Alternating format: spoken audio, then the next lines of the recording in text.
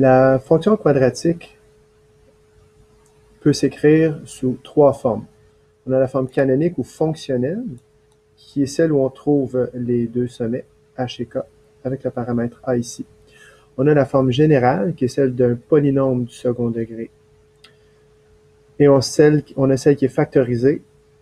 Donc, on prendrait n'importe laquelle des deux formes précédentes. On factorise selon les méthodes qu'on connaît pour obtenir la forme factorisée.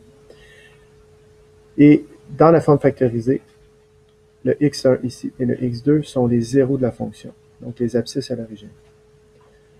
Les avantages et les inconvénients de chacune des formes. En commençons par la canonique. C'est vraiment la plus pratique quand on veut tracer rapidement le graphique parce qu'on a les coordonnées du sommet qu'on peut placer par un point dans le plan cartésien.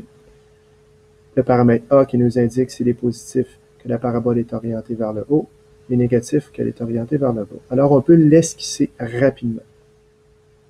Par contre, dans cette forme ici, on ne connaît pas la valeur de l'ordonnée à l'origine ni les zéros. La forme générale nous permet essentiellement de connaître la valeur de l'ordonnée à l'origine, mais par contre, on ne connaît pas les coordonnées du sommet ni la valeur des zéros. La forme factorisée a l'avantage de nous donner les zéros directement, ainsi que le paramètre A. Donc, on sait si elle croise l'axe des abscisses et à quel endroit. On sait s'il est orienté vers le haut ou vers le bas. Mais par contre, on n'a pas les coordonnées des sommets.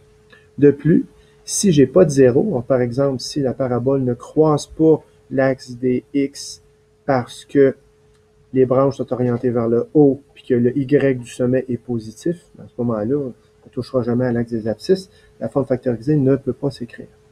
Il faut comprendre aussi que peu importe la forme, le paramètre A va toujours avoir la même valeur.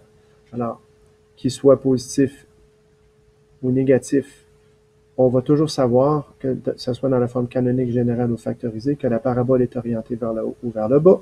Et dépendant de la grosseur du chiffre, si les branches montent abruptement ou descendent abruptement, ou encore si elles collent l'axe des Y en montant très doucement.